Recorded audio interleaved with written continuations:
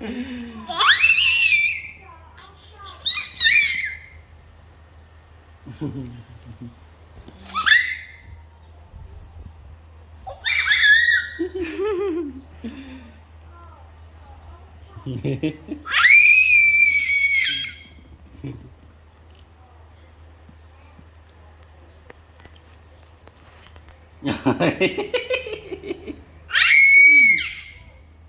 ấy nó sẽ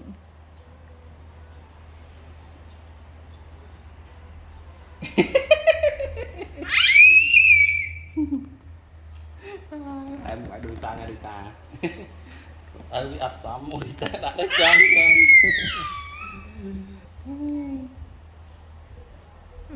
à được. xong chơi xong rồi đuôi men tên này sai Tai khơi cục ấy à đây này. Tai.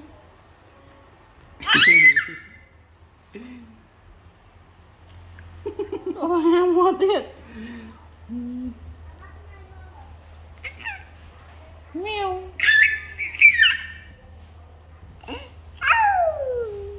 Ôi ảo điên.